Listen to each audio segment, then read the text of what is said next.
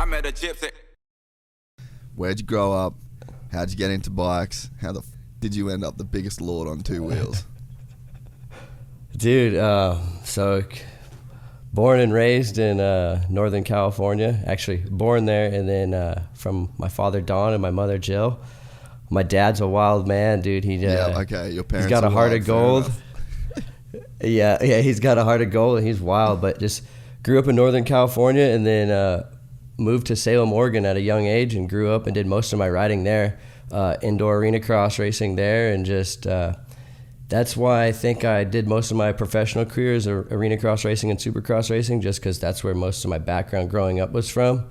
And then about 7th grade, moved back to Northern California, and to further on my racing and riding, and living up in Oregon, it always rained. You couldn't ride shit, so it was like you got to go back to California and practice and get in the good weather. So that's where all the fast kids are. That's where the fast guys are. You got to go down there. So we moved down there, back there, so let's say, and took off from there. Just kept riding. And we're here now. That's so sick. So what did your parents do? Dude, they still have the same job now. My dad's 61 years old, and he's still a tree trimmer. He owns his own tree service business. And then my mom's a hairstylist, and they made it work. They struggled, but they made it work. Helped me all the way until I was 18, and then I was still racing the intermediate class at the age of 18. And my dad's like, well, I can't really afford this anymore, so you probably should turn pro, and I'll help you for the first year, and then you got to figure out a way to either go faster and get better sponsors that pay you, or do something a little different that's going to make you some cash here on the side, and you can keep it going yourself, but I can no longer afford it.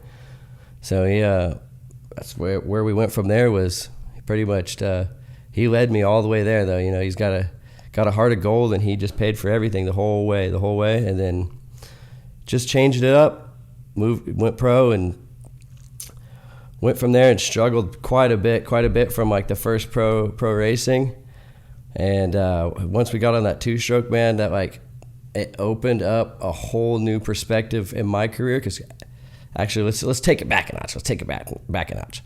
In the intermediate class, I only rode a YZ 125 growing up. That's really? All we could afford were 125s. That's it. So like I grew up racing two strokes. That was all the way until my first pro race. I raced 125. So it was like even in the 450 intermediate class, I was on the 125, and it was so just charge all you can. So that's why I think I'm a better 125 rider than I am a four-stroke rider, any type of four-stroke.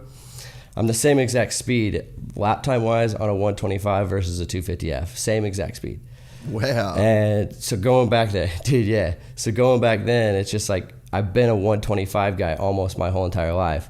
And then so later in my career, getting back on the 125, it like made me faster. It made me accept motocross again. It made me enjoy motocross again. And it just like started my career at a late age of getting sponsors that paid you, and getting fans, actually, not just your homies that are your fans, actually getting people that you don't know that want to come get your autograph, and enjoy your surroundings, and enjoy your personality, and want to come over to your pit and hang out and get a picture with you. Like, it's fucking awesome.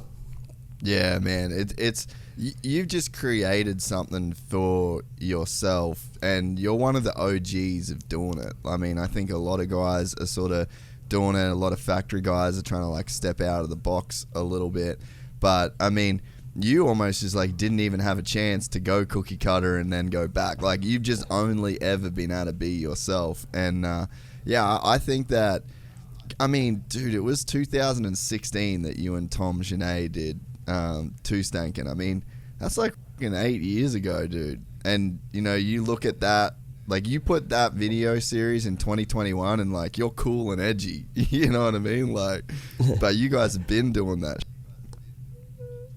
Yeah, dude, it's like, it's so long ago, and it seems so like recent. It's crazy to think about it 8 years ago, and there's still people to this day that are still like, you're gonna do another series? You're gonna do another Two Stankin' series? Like, fuck, they remember it like it was just yesterday. And I'm like, holy shit, it was 8 years ago, but damn, it does feel like it was just yesterday. And Tom Jornet, I owe it to him, and another guy, Mike Weiser. He kind of helped set the two-stroke in the stepping stone for me, and then Verb Moto and Tom Jornet, they took it off for me with the Two Stankin series, and that was a wild ride there. Yeah, I wish I was on that trip. Dude, it was so much fun. I think Tom learned a lot. Yes. Learned to love me and learned to hate me.